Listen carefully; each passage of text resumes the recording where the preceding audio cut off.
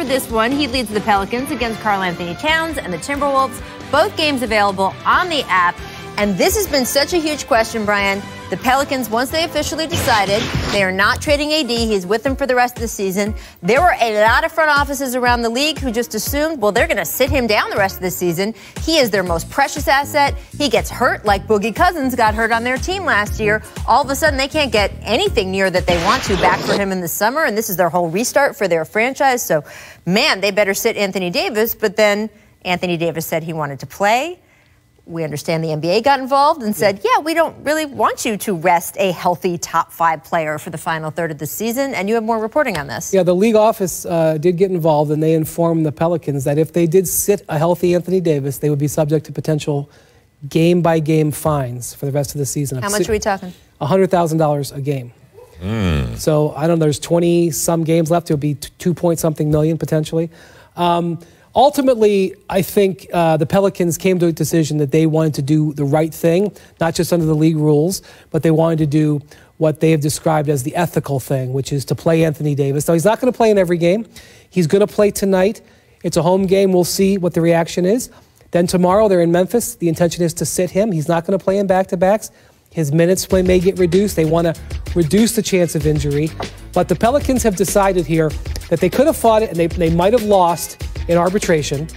But instead of fighting it, they want to do the ethical thing. And so Anthony Davis is going to be on ESPN tonight, and there for Pelicans fans for a lot of games the rest of the season. What do you think? Well, I think it's great. You know, I think there's a lot of fans that this kid has drawn to want to watch him play, and they want to see him play. People bought season tickets to come watch him play, so it's good that he's going to get back out on the court and continue to play basketball like we've been able to watch him play the last few months. Absolutely, and fans should know that this is, you know, probably their last however many home games they have, and he is a generational player, and I understand there may be some hard feelings about him wanting a trade, but he has given a lot to that organization, and it's your chance to see him play for your team, and there's something to that. All right, yesterday, after our 3-hour trade deadline marathon show, we stuck around a little bit because we had the #1 pick of last year's NBA draft coming to stop by. DeAndre Ayton joined us on behalf of Rockin' Protein, his go-to protein beverage. So check out when he popped in with us. It's been interesting to watch as this year has unfolded. There's been so much attention on Luka Doncic.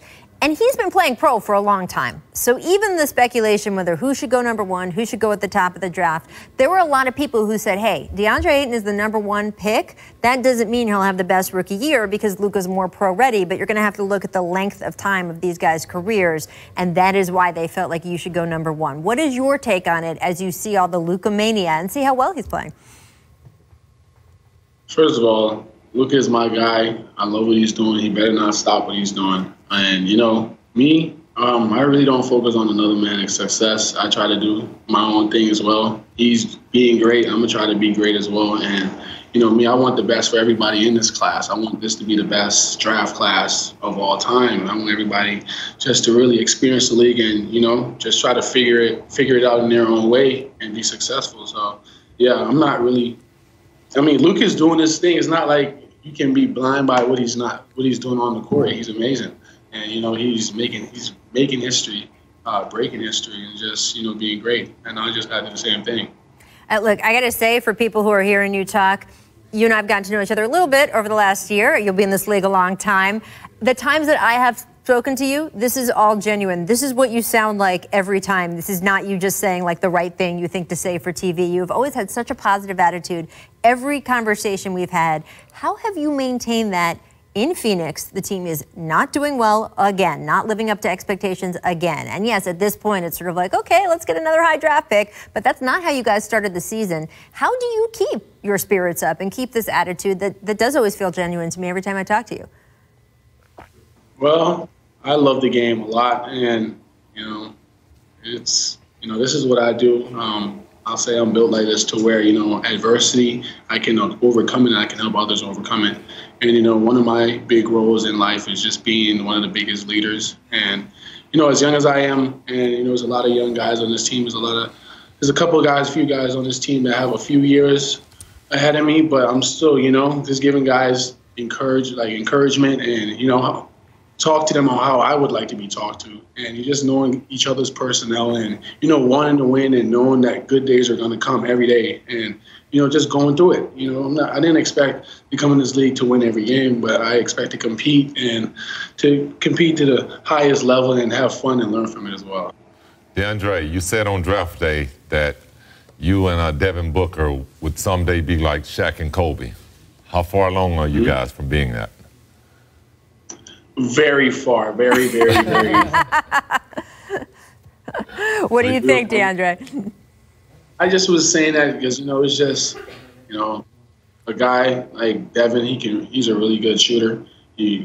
I'll say scorer. And, me, I'm just, finding my way on dominating the game on a consistent basis. I know that Lonzo Ball said he'd like to become a Phoenix Sun when there was trade talks going on earlier this week. Wondered how you guys felt about that in the locker room and the fact that you do have a new point guard in Tyler Johnson who's going to be playing for you guys starting this weekend. I haven't really heard about the Lonzo talks as much, but, having Tyler Johnson here, Ryan Anderson was a great guy to me. He always talked to me and told me the best advice possible on how this league works and how to really take care of my body and, to find something other than basketball to focus on. And, it was a great guy. Hopefully he's at his best friend. But, having Tyler here so far, he's just really locked in and really active and happy to be here. So I'm just ready to try and be great with him. Well, we are looking forward to seeing you try to do that and everything that is to come for you. This is only beginning. So thanks for joining us. Got to stop by in person next time, but we love when people just pop on the show. So thank you very much.